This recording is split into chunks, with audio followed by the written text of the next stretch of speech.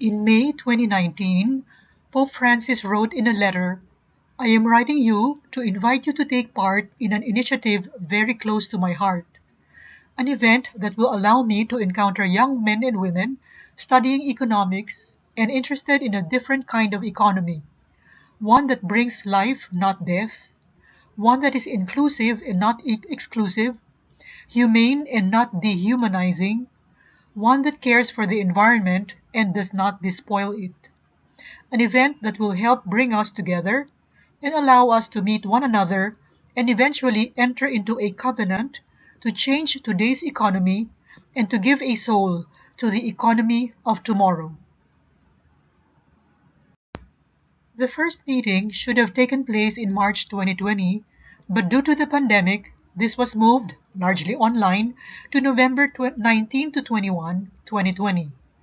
Among the many prestigious speakers were Jeffrey Sachs, U.S. economist, Muhammad Yunus, Luigino Bruni, who speaks of the economy of communion, Joseph Stiglitz, Nobel laureate for economics, among many others. At the end of that November 2020 meeting, the attendees put out the following commitment statement. We ask that 1. The great world powers and the great economic and financial institutions slow down their race to let the earth breathe. COVID has made us all slow down without having chosen to do so. When COVID is over, we must choose to slow down the unbridled race that is suffocating the earth and the weakest people who live on earth. 2. A worldwide sharing of the most advanced technologies be activated so that sustainable production can also be achieved in low-income countries, and that energy poverty, a source of economic, social, and cultural disparity, be overcome to achieve climate justice. 3. The subject of stewardship of common goods, especially global ones, such as the atmosphere, forests, oceans, land, natural resources, all ecosystems, biodiversity, and seeds, be placed at the center of the agendas of governments and teaching in schools, universities, and business schools throughout the world. 4.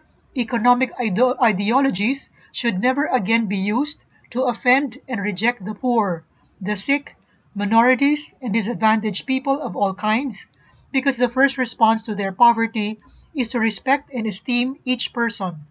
Poverty is not a curse, it is only misfortune, and it is certainly not the responsibility of those who are poor.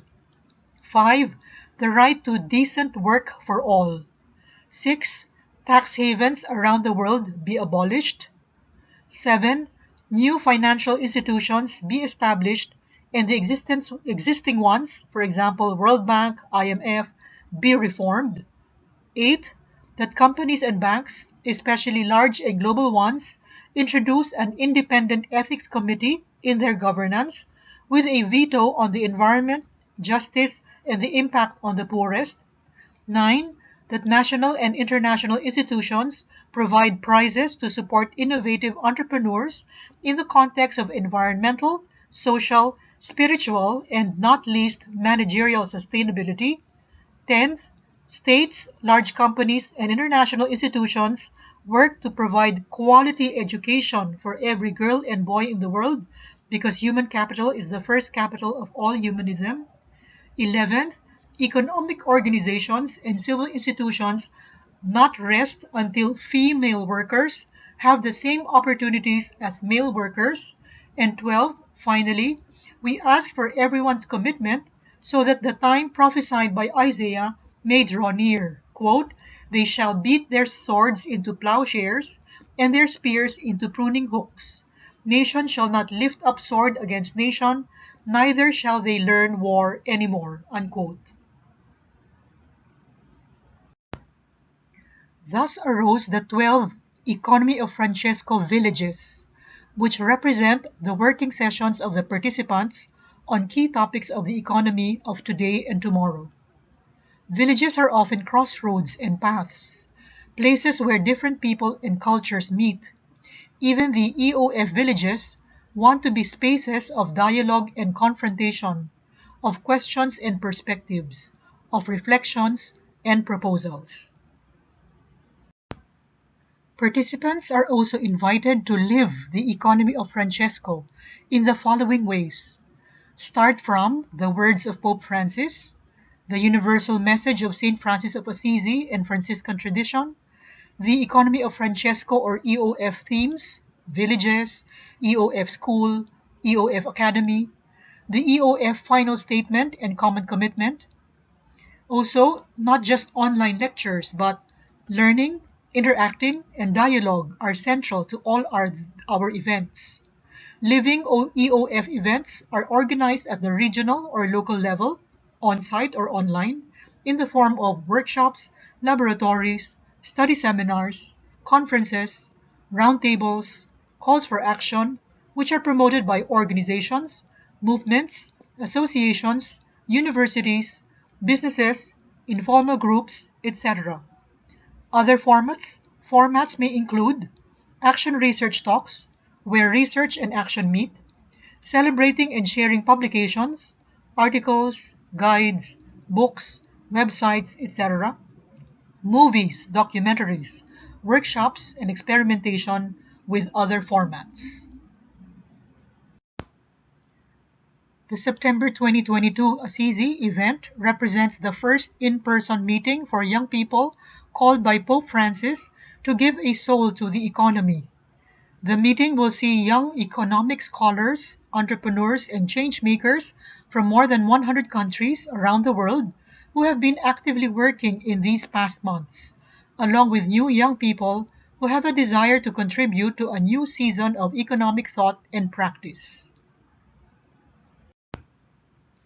In his video message to the attendees of the November 2020 event, Pope Francis said, "You recognize the urgent need for a different economic narrative, for a responsible realization that the present world system is certainly unsustainable from a number of points of view, and is harming our sister Earth, so gravely maltreated and despoiled, together with the poor and the excluded in our midst.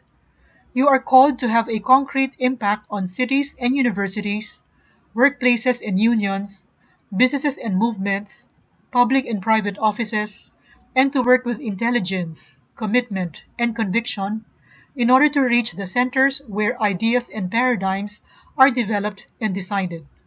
That is why I have invited you to make this covenant.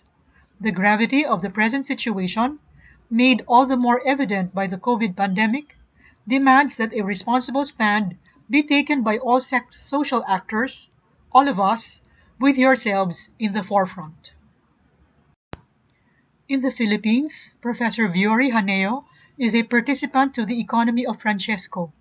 In one of the first meetings she attended, she asked to be part of the group charged with discussing the theme Poverty and Misery, drawing inspiration from it to outline a sustainable capacity building project that could help address poverty in the Philippines through financial education and values training. "My hope," she recalls, "has always been that the beneficiaries could be empowered, properly motivated, to aim for improvement, sharing the knowledge they gained with others, and, in so doing, activating in each of us the spirit of bayanihan, a Filipino word which means cooperation or joint effort." How about you? What could be your contribution?